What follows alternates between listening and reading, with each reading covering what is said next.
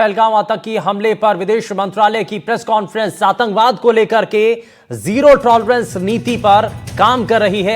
MEA की तरफ से कहा गया सिंधु जल समझौते पर रोक लगा दी गई है। अटारी वाघा बॉर्डर बंद कर दिया गया है और यह फिलहाल विदेश मंत्रालय की प्रेस कॉन्फ्रेंस के जरिए बताया गया है और कुछ फैसले जो कि कड़े फैसले हैं वो यहां पर लिए गए हैं। और विदेश मंत्रालय की प्रेस कॉन्फ्रेंस के बाद यह बताया गया है कि आतंकवाद को लेकर के जीरो टॉलरेंस की नीति अपनाई जा रही है और उसी पर भारत की सरकार काम कर रही है। वहीं इस मामले में सिंधु जल समझौते पर रोक लगा दी गई है, यह भी बताया गया है। साथ ही अटारी वाघा बॉर्डर भी बंद कर दिया गया है, यानी कि किसी भी तरीके से पाकिस्तान के साथ जो भी लिंक था या जिस तरीके से अटारी वाघा बॉर्डर पर दोनों देशों की सेना वहां पर रहती थी, लेकिन फिलहाल वाघा बॉर्डर बंद कर दिया गया है। सिंधु जल समझौते पर रोक लगा दी गई है। आतंकवाद को लेकर के जीरो टॉलरेंस की नीति अपनाई जा रही है और उसी के तहत काम किया जा रहा है भारत सरकार के द्वारा। और ये सब बातें विदेश मंत्रालय की प्रेस कॉन्फ्रेंस के जरिए बताई गई है। दरअसल पहलगाम में हुए आतंकी हमले के बाद लगातार बैठकों का दौर जारी है। इससे पहले गृह मंत्री जो है वो कश्मीर गए थे, बैठक की थी, तमाम चीजों को बारीकी से देखा। और जब बैठक होती है दिल्ली में आकर के प्रधानमंत्री की अध्यक्षता में सीसीएस की, तो उसमें बकायदा ब्रीफ किया जाता है, बताया जाता है कि क्या क्या चीजें वहां पर बनी हुई हैं, क्या परिस्थितियां हैं और उसके मुताबिक क्या आगे जो है एक्शन लिया जा सकता है। फिलहाल जो है विदेश मंत्रालय के द्वारा एक प्रेस कॉन्फ्रेंस की गई है जिसमें आतंकवाद को लेकर के जीरो टॉलरेंस की नीति अपनाई जा रही है, ये बताया गया है और इसी के तहत भारत की सरकार काम कर रही है। वहीं दो महत्वपूर्ण फैसले इसमें लिए गए हैं, एक सिंधु जल समझौते पर रोक लगा दी गई है और दूसरा अटारी वाघा बॉर्डर बंद कर दिया गया है। यह विदेश मंत्रालय की प्रेस कॉन्फ्रेंस में साफ हो चुका है। तो यानी कि इस मामले में दो बड़े फैसले हुए हैं, एक अटारी वाघा बॉर्डर बंद कर दिया गया, दूसरा सिंधु जल समझौते पर रोक लगा दी गई है। अटैक होता है तो वहां टेररिस्ट एडवांटेज में होते हैं। कई बार ये कहा यह जा रहा है कि आतंकी ने जो सैलानियों पर हमला कर दिया, अब तक हमारे सुरक्षा बल उनको क्यों नहीं मार गिरा पा रहे, क्यों नहीं दबोच पा रहे। आप अगर उस एरिया की टोपोग्राफी देखें तो पूरा जंगल इलाका है, पहाड़ी इलाका है और आपको ये नहीं पता होता है कि आतंकी कहां से जो है सिविलियन पर हमला करेंगे। तो वो एडवांटेज एक जरूर होता है, एक सरप्राइज एलिमेंट होता है जिसका फायदा टेररिस्ट को मिलता है। लेकिन सुरक्षा बलों ने पूरे इलाके की घेराबंदी कर ली है, रात और दिन की परवाह न करते हुए हेलीकॉप्टर के जरिए, ड्रोन के जरिए, खोजी कुत्तों के जरिए पूरा जंगल जो है उसको खाक छान रहा है। जो आतंकी छुपे हुए हैं उनको किसी भी सूरत हाल में मार गिराया जाएगा। सुरक्षा बल ऐसे दवा कर रहे हैं 4 से 6 आतंकी। दूसरी और महत्वपूर्ण बात मैं ये बताना चाहूंगा कि पिछले 35 साल के बाद कह सकते हैं कि पहली बार ऐसा दिखा कि सैलानियों को जो आतंकी निशाना बनाते हैं और उसके विरोध में जम्मू कश्मीर पूरा बंद रहता है, स्कूल कॉलेज बंद रहते हैं, लोग सड़क पर आके जो आतंकियों के खिलाफ नारे लगाते हैं, अपने खुद से जो दुकान का शटर बंद करते हैं, कैंडल जो मोमबत्ती जलाया जाता है, जो मारे गए हैं उनको श्रद्धांजलि देने के लिए। जम्मू कश्मीर के लोगों में इतना विरोध जो है मैंने पहली बार कम से कम देखा है। पूरी एकता दिखाई दे रही है। कहा जाता था कि कश्मीर अलग है, हिंदुस्तान अलग है, लेकिन पहली बार ऐसा दिख रहा है कि पूरी कश्मीर की जो आवाम है वो हिंदुस्तान के साथ खड़ी। और जो कुछ हुआ पहलगाम में, जिस तरीके से 26 लोगों को, जिसमें एक नेपाली नागरिक भी बताया गया आज विक्रम मिस्री के द्वारा उसकी हत्या की गई, पूरा कश्मीर इस वक्त एक साथ खड़ा है और वो कह रहा है कि ये जो आतंकवादी घटना है, ये जो कायराना हरकत है, इसका जवाब देने की ज़रूरत आ गई है। उमा शंकर मेरे साथ हैं जो लगातार विदेश मंत्रालय कवर करते हैं, मेरे वरिष्ठ साथी। उमा शंकर, बड़ी खबर है। मैं सबसे पहले स्पेसिफिकली आपसे, सिंधु नदी समझौते को रद्द करने की बात की गई है इमीडिएटली, इसका क्या असर होगा? जी देखिए, पाकिस्तान को पानी के लिए ये जो सिंधु नदी समझौता जो कि 1960 में हुआ था और जो कई बार जो अलग अलग तौर पे इसको लेकर जो नवीनीकरण है उसका होता रहा, लेकिन अब भारत सरकार ने अपने इस फैसले में साफ कर दिया है कि इसको तुरंत प्रभाव से स्थगित किया जा रहा है। तो इसका मतलब ये हुआ कि पाकिस्तान को पानी की भारी किल्लत होगी और वो जो है लगातार भारत पे, हालांकि पहले भी आरोप लगाता रहा है कि पानी पूरा वो पाकिस्तान को नहीं देता है, लेकिन एक बड़ा डिप्लोमेटिक ये फैसला लिया गया है सीसीएस की बैठक में। लेकिन इससे भी बड़ा जो एक बड़ा फैसला है वो ये है कि पाकिस्तान के जो एयर डिफेंस और जो नेवल एडवाइजर्स हैं पाकिस्तान हाई कमीशन में भारत के, उनको पर्सन नॉन ग्राटा घोषित कर दिया गया है, यानी कि अवांछित व्यक्ति उनको घोषित कर दिया गया है और पाकिस्तान के राजनयिकों को देश छोड़ने को कह दिया गया है। भारत जो है वो अपने एयर डिफेंस और नेवल एडवाइजर को भारत वापस बुलाने का फैसला लिया है और पाकिस्तान के नागरिकों को भी भारत से जाने को कहा गया है। अटारी वाघा बॉर्डर जो कि मुख्य एक स्रोत है पाकिस्तान आने जाने का, उसको तत्काल प्रभाव से बंद करने का फैसला लिया गया है। तो इस तरह के बड़े फैसलों के जरिए भारत ने पाकिस्तान को एक कड़ा संदेश देने की कोशिश की है कि डिप्लोमेटिक जो टाइज हैं वो अब पहले जैसे नहीं रहे।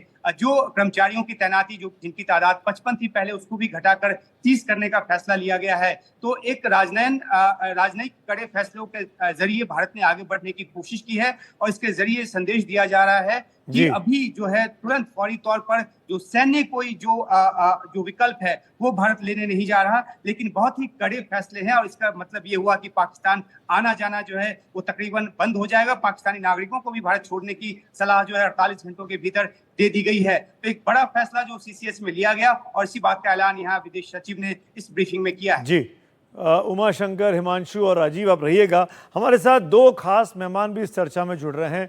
हम दिखाएंगे दिन भर क्या कुछ चला। मेरे साथ फॉर्मर हमारे विदेश मामलों के जानकार राजनयिक डिप्लोमेट दीपक वोरा साहब मुझे स्क्रीन पर दिखाई दे रहे हैं और मुझे ब्रिगेडियर विशंबर दयाल साहब दिखाई दे रहे हैं। बहुत बहुत स्वागत है आप दोनों का हमसे बात करने के लिए। वोरा साहब, बड़ा राजनयिक कदम, 5 बड़े कदमों की घोषणा अभी फॉरेन सेक्रेटरी विक्रम मिस्री साहब ने की। इसके जरिए पाकिस्तान को अलग थलग करने में कितनी सफलता भारत को मिलेगी?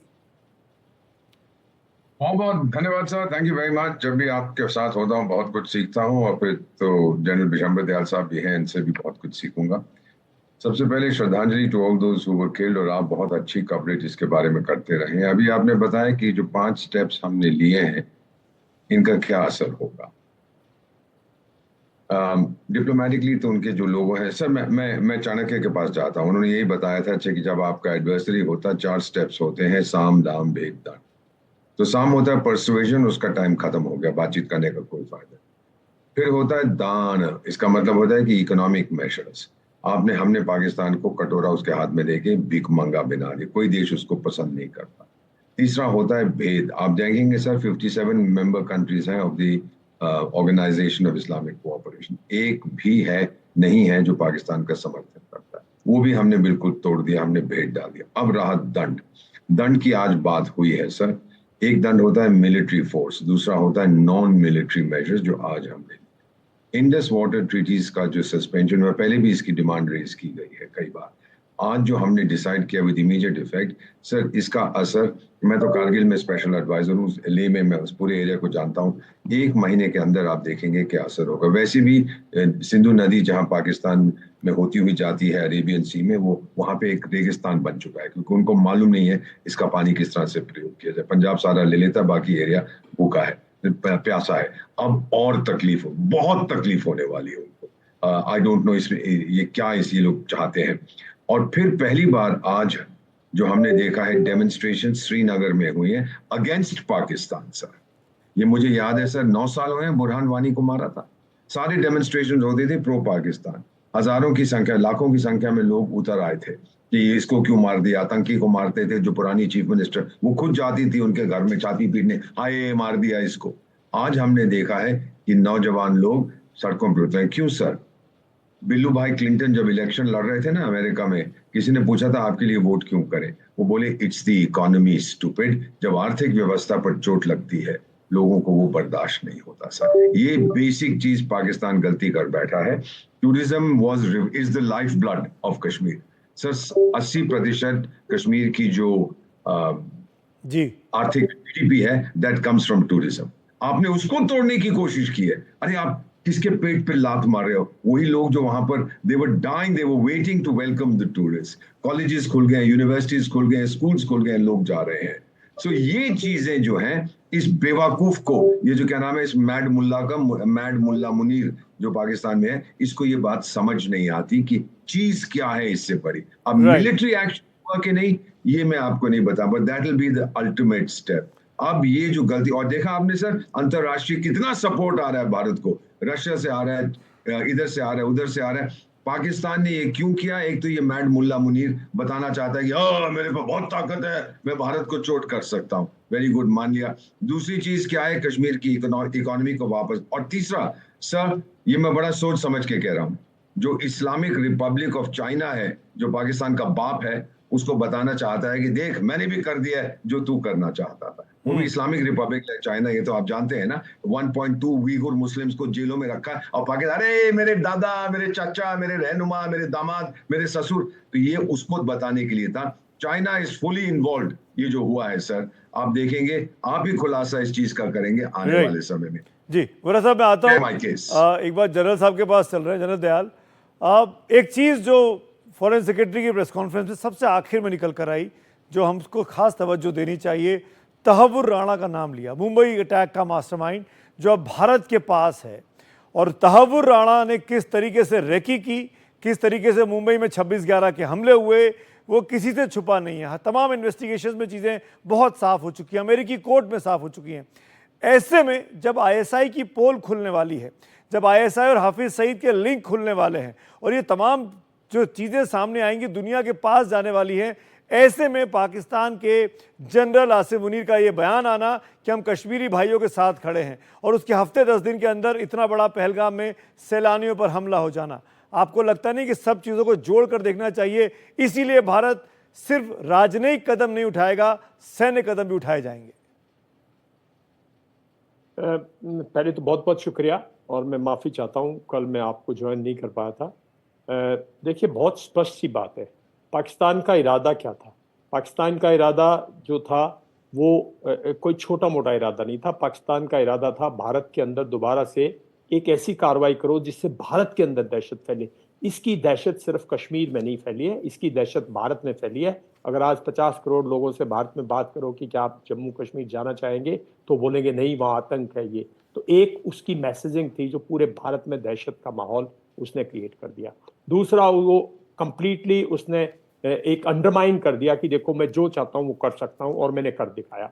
तीसरा, उसने स्पष्ट किया है कि ये मुद्दा जो है कहीं ना कहीं भारत की गलियों में गूंजेगा, और इसका लोग रिलीजियस पहलू खड़ा कर देंगे, और इंटरनल डिफरेंसेस में स्टेट वर्सेस सेंटर खड़ा हो जाएगा। उसके काफी घिनौने उसके विचारधारा थी। और हमें एक मेरा मानना बहुत स्पष्ट है, ना तो हमें राणा की स्टेटमेंट से ये हो सकता कि भाई लश्कर तौयबा और इनके कौन मालिक हैं और इन्होंने भारत का क्या नुकसान किया है, और ना ही हमें किसी अंतर्राष्ट्रीय समाज से ये सुनने की आवश्यकता है। हम जानते हैं कि पिछले 35 साल से इस पूरी रूपरेखा को जो पाकिस्तान की आर्मी है, आईएसआई है, उस सारे के सारे इस जम्मू एंड कश्मीर के अंदर इन्वॉल्व है। ये घटना पूरी की पूरी पाकिस्तानी आईएसआई की, पाकिस्तानी आर्मी की रची हुई है। इसके अंदर कुछ ना कुछ इस किस्म की घटना लोकल टेररिस्ट नहीं करते। लोकल टेररिस्ट में जो कश्मीरी टेररिस्ट है, जो तो टेररिस्ट या सपोर्टर्स है, उसमें इतना दमखम नहीं है। ये क्रूरता है, ये बुचरी है, ये इनह्यूमन एक्ट है। ये सिर्फ वो कर सकते हैं जो भाड़े के, किराए के, जो बिल्कुल इस किस्म के लोग जो इन्फिल्ट्रेट होके आए हैं। तो पाकिस्तानी आर्मी कंप्लीटली इन्वॉल्व है। अब ये जो स्टेप्स लिए हैं, देखिए इनका अपना एक महत्व है। डिप्लोमेटिकली कुछ टाइम तो चाहिएगा ना हमें। अगर हम मिलिट्री कार्रवाई करना चाहेंगे तो उसके लिए कुछ हमारी कंटिजेंसीज हैं, उन कंटिजेंसीज के कुछ टाइमिंग्स हैं, बाउंड्स हैं, कुछ उसकी प्रिपरेशन है थोड़ी बहुत, तो वो सब इस टाइम पे और जनरल साहब, तुरंत रिटेलिएट भी नहीं करना चाहिए, क्योंकि इस वक्त दुश्मन भी तैयार बैठा होगा। उसको पता होगा कि हम गुस्से में हम रिएक्ट करेंगे, तो उसको ये सोचने का मौका नहीं मिलना चाहिए। नहीं, ऐसा नहीं है। इतना दमखम नहीं है पाकिस्तानी आर्मी में। आप एलसी पे तो रात को स्टार्ट कर दीजिए ना, दम बरसाइए गोले, उसको करने दो ना, और आप मोबिलाइज कीजिए। आपके अंदर ज्यादा सैन्य शक्ति है ना, आपकी मिलिट्री पावर है। पर कोशिश तो ये होनी चाहिए अपनी कैजुअलिटीज ना हो और उसकी मैक्सिमम हो। देखिए बात सुनो, कैजुअलिटीज तो कब तक रुक, ये हमारी 28 कैजुअलिटीज कम है, 12 लोग और इनमें घायल है बुरी तरह से। पहले क्या कम कैजुअलिटीज हुई है? क्या आप इन कैजुअलिटीज के डर से एक ऐसी कंट्री जिसको पनिशमेंट, जिसका टाइम आ गया मिलिट्री पावर से पनिश करने का, आपकी देखिए डिप्लोमेटिकली आपके कोई रिलेशन नहीं है, आप एम्बेसीज को बंद भी कर दो, ये मिलिट्री अटैचीज वगैरह को रिवर्ट कर दो, ये एक मैसेजिंग है, स्ट्रॉन्ग मैसेजिंग है, वेरी गुड। देखिए जो बॉर्डर क्लोज स्ट्रांग मैसेजिंग है, उनकी पॉपुलेशन का जाना इंडिकेट करता है कि भारत की और भी मंशा हैं जो अनफोल्ड होंगी, तभी वो अपने पाकिस्तानी को भेज रहे हैं। अगर कोई इंडियन भी धोखे से है तो वो भी आ जाए, इसका मतलब प्रिपरेशन है ना। बिल्कुल जनरल साहब, आप जो बोल रहे हैं ना, मैं पाकिस्तान के डिफेंस मिनिस्टर का भी बयान आया आज, वो दर्शकों को सुना देते, फिर इस चर्चा को आगे बढ़ाता हूं। क्या कह रहे हैं पाकिस्तान के रक्षा मंत्री, आइए सुन लेते हैं। ऐसी सिचुएशन अराइज होती है तो डेफिनेटली अनफॉर्चुनेट होगा, लेकिन हम बिल्कुल उसका जवाब देने की और भरपूर जवाब देने की पोजीशन में हैं। आपको याद होगा कि जब हमारी एयर स्पेस वायलेट की गई थी वे बैक, आज से 4-5 साल कबल जो है, तो उसका जो जवाब हमने दिया था वो आज भी सबको याद है कि अभिनंदन के साथ क्या हुआ था। तो पाकिस्तान जवाब देगा अगर भारत ने उसके ऊपर कोई सैन्य कार्रवाई की, तो पाकिस्तान के रक्षा मंत्री कर। जनरल दयाल, सुना आपने? बिल्कुल सुना, और बिल्कुल, और उन्होंने प्रिपेयर किया है पहले से कि उनको पता है कि भारत जरूर कोई कार्रवाई करेगा। लेकिन ये तो कोई प्रॉब्लम नहीं है ना, ये तो हमें बाहर से लगता है। देखिए मिलिट्री जो प्लानिंग है उसमें हमारी कंप्लीट कंटिजेंसी प्लानिंग होती है, हमारी ऑप्शंस है कि वी विल पॉलिटिकल लीडरशिप जिस दिन फैसला लेगी हम ये कार्रवाई करेंगे, उसकी प्लानिंग है, उसका सब कुछ है, किस तरह करेंगे, कैसे करेंगे, किस टाइम पे, वो सब या नहीं डिस्कस की जा सकती और ना बिल्कुल करनी भी नहीं चाहिए, ये स्ट्रेटेजिक मामले हैं कि ये हमारे पास कोई वक्त नहीं बचा। मैं तो ये कहूंगा ये टाइम है to punish Pakistan once for all. ये टाइम है, अगर हम भारतीय ये सोचते हैं, बिल्कुल मैं अगला सवाल सुनिए, अगर भारतीय ये सोचते हैं कि पीओके हमारी टेरिटरी है और हमारा हक है उस टेरिटरी पे, तो पाकिस्तान की जो लीडरशिप है उसने एक मौका दिया है। आज दुनिया के अंदर किसी के पास दमखम नहीं है बिल्कुल रोक सके। हमने देखा जो नरसंहार हमास ने किया इजराइल में जाकर, और फिर इजराइल ने जो बदला लिया, क्या वो मौका अब भारत के पास आया है उस पाकिस्तान ऑक्यूपाइड कश्मीर को आज़ाद कराकर अपने साथ लाने का, जो कुछ पहलगाम में हुआ? दीपक बोरा साहब, आपके कमेंट, क्या ये संभव है उस लेवल पर तैयारी की जाए कि पीओके अब सिर्फ इंडियन ऑक्यूपाइड रह जाए, इंडियन ऑक्यूपाइड हो, ना कि पीओके हो? It should come back to us, नहीं सर, हमारे पास वापस आना है। वो तो हमारा, जैसे जनरल साहब